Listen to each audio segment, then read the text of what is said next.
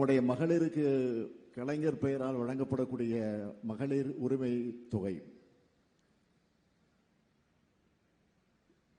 அந்த தொகை 1000 ரூபாய் மாதம் மாதம் நாம் ஆட்சிக்கு வந்ததற்கு பிறகு வழங்கிக் கொண்டிருக்கிறோம்.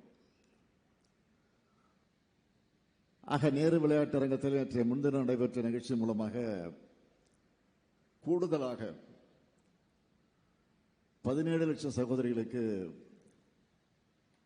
அந்த 1000 ரூபாயை வழங்குகிற நிகழ்ச்சியை தொடங்கி வைத்திருக்கிறேன். ஏற்கனவே மகளிர் அணியினுடைய உரிமை தொகை, கலைஞர் பெயரால் வழங்கப்பட்ட அந்த உரிமை தொகை 1,13,00,000 பேருக்கு வழங்கப்பட்டுக் கொண்டிருந்தது. ஆனால் நேற்று முன்தினம் நடைபெற்ற நிகழ்ச்சி மூலமாக மேலும் கூடுதலாக 17 லட்சம் சகோதரிகளுக்கு, அதாவது 1,30,00,000 பேருக்கு வழங்கக்கூடிய நிலையை உருவாக்கி இருக்கிறோம். இன்னும் கூட சில தகுதியுள்ளவர்கள் விடுபட்டிருந்தால் அவர்கள் உடனடியாக அப்பீல், அதாவது கோரிக்கை வைத்தால் அவர்களுக்கும் நிச்சயமாக வழங்கப்படும் என்ற நம்பிக்கைய உறுதியை நான் இந்த நேரத்தில் தெரிவித்துக் கொள்ள விரும்புகிறேன். அது மட்டுமல்ல, அது இன்னும் உயரும் என்று கூட சொல்லியிருக்கிறேன். அப்படிப்பட்ட மகிழ்ச்சியான நாளில் தான் இன்னொரு பெருமிதமான செய்தியும் வெளியாச்சு. அதை நீங்க தொலைக்காட்சியில பத்திரிகைலாம் பார்த்திருப்பீங்க. அதாவது ஒரு நாட்டோட, ஒரு மாநிலத்தோட முன்னேற்றத்திற்கான அறிகுறியாக இருக்கக்கூடிய ஜிடிபி, அந்த ஜிடிபி வளர்ச்சியில இன்னைக்கு தமிழ்நாடு தான் நம்பர் 1 மாநிலமாக உருவாகி இருக்கு. இது ஏதோ நாங்கள் வெளியிட்ட அறிக்கை இல்ல, ரிசர்வ் வங்கி வெளியிட்டு இருக்கக்கூடிய அறிக்கை. நீங்க நினைச்சு பாருங்க, எவ்வளவோ தடங்கல்கள், எவ்வளவோ சோதனைகள், அந்த சோதனைகள் எல்லாம் தாண்டி இன்றைக்கு சாதனை படைத்திருக்கக்கூடிய ஆட்சிதான் தமிழ்நாட்டில் நடைபெறக்கூடிய திராவிட மாடல் ஆட்சி. இன்னொரு பக்கம் தேர்தல் வேலைகள், அதில் குறிப்பா எஸ்ஆர்ஐ என்ற ஒரு சட்டத்தை கொண்டு வந்து அந்த பணி வேறு நடைபெற்றுக் கொண்டிருக்கிறது. இங்கே கூட நம்முடைய எழுச்சி தலைவர், எழுச்சி தமிழர் நம்முடைய தொல் திருமாவர்கள் பேசுகிற போது குறிப்பிட்டு சொன்னார், இன்றைக்கு இந்த எஸ்ஆர்ஐ பணியிலே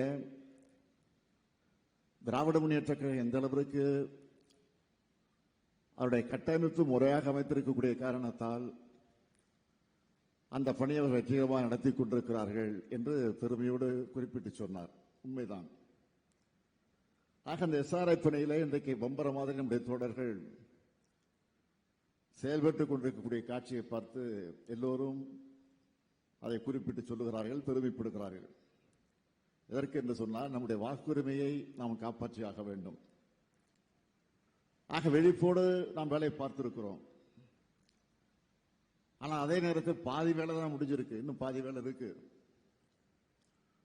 தேர்தல் நடந்து வாக்கு எண்ணிக்கை முடிஞ்சு ரிசல்ட் அறிவிக்கிற வரைக்கும் நமக்கு வேலை இருக்கு, நீங்க மறந்துடக்கூடாது. 2 வாரத்தில் டிசம்பர் மாசம் முடிஞ்சு புத்தாண்டு வரப்போகுது, ஜனவரி 1ஆம் தேதி வரப்போகுது. அதற்கு பிறகு தேர்தலுக்கு கொஞ்ச நாள் தான் இருக்கு. அதனால நான் உங்களை எல்லாம் கேட்டுக்கொள்ள விரும்புவது, நம்முடைய சாதனைகளை, திட்டங்களை, நாம் ஆற்றக்கூடிய பணிகளை மக்களுக்கு சென்றடைந்திருக்கிறது, மறுக்கல. ஆனால் என்னதான் சென்றடைந்திருந்தாலும் இங்கே நம்முடைய தோல் திருமாவர்கள் குறிப்பிட்டதை போல இன்றைக்கு எதிரிகள் நம்ம வீழ்த்த வேண்டும் என்று நினைக்கக்கூடியவர்கள் எவ்வளவுதான் அந்த பணியில் ஈடுபட்டாலும் அதையெல்லாம் வெற்றி கொண்டு வந்திருந்தாலும் ஏமாந்து விடக்கூடாது அடிப்படையில் அவர் குறிப்பிட்டு சொன்னார். உண்மைதான். ஆக நம்முடைய சாதனைகளை, நம்முடைய திட்டங்களை வீடு வீடாக சென்று மக்களிடத்தில் எடுத்துச் சொல்லக்கூடிய அந்த பணிகளில் ஈடுபட்டு அவைகளெல்லாம் வாக்குகளாக மாற்றணும். 7வது முறையாக திராவிட மாடல் ஆட்சி உருவாகி இருக்கிறது என்ற பெருமை நமக்கு வந்தாகணும். தமிழ்நாட்டினுடைய வளர்ச்சியை தொடரணும். அது உங்க இதனுடைய பங்கும் அதில் நிச்சயமாக இருக்க வேண்டும்.